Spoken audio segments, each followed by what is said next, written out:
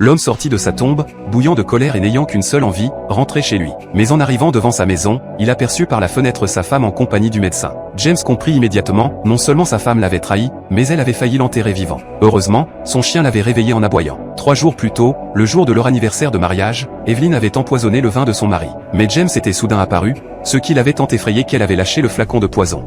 Fort heureusement, James n'avait rien remarqué. Evelyn observait son mari manger, le cœur battant d'angoisse. Quand James saisit son verre de vin, elle paniqua et prétexa un malaise pour éviter de boire, car elle ne savait plus quel verre contenait le poison. Mais James insista pour qu'ils trinquent ensemble. Elle n'eut d'autre choix que de prendre un verre. C'est alors que James se mit à trembler de tout son corps avant de s'effondrer sur le sol. Mais contrairement à ce qu'Evelyn espérait, James ne mourut pas sur le coup. Il se traîna vers elle en la suppliant de le sauver, tandis qu'elle ne manifestait que de la terreur, sans la moindre intention de lui porter secours. Peu après, James rendit son dernier souffle. Après avoir déplacé le corps de James, Evelyn appela d'abord le médecin, puis la police. Elle s'efforça ensuite d'afficher une mine affligée. Une vingtaine de minutes plus tard, le commissaire et le médecin arrivèrent sur les lieux. Après examen, le médecin déclara que James était mort d'un arrêt cardiaque. Soudain, il remarqua le flacon de poison au sol, que le commissaire faillit piétiner. Le médecin lança un regard nerveux à Evelyn, qui s'empressa de détourner l'attention du policier. En réalité, tout cela avait été orchestré par le médecin et Evelyn.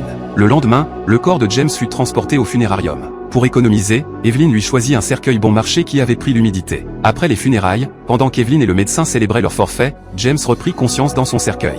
Le poison n'avait provoqué qu'un coma temporaire. Rassemblant ses dernières forces, il perça d'un coup de poing le couvercle de mauvaise qualité et sortit de sa tombe. De retour chez lui, il brisa la fenêtre du sous-sol et entendit sa femme converser avec le médecin. Il découvrit qu'ils étaient amants depuis longtemps et que l'enfant qu'elle portait n'était même pas de lui. Fou de rage, James saisit son fusil de chasse, mais réalisa qu'il ne lui restait qu'une seule cartouche. C'est alors qu'il eut une idée bien plus satisfaisante pour se venger. Le lendemain, Evelyn reçut la coquette somme de l'assurance vie de James.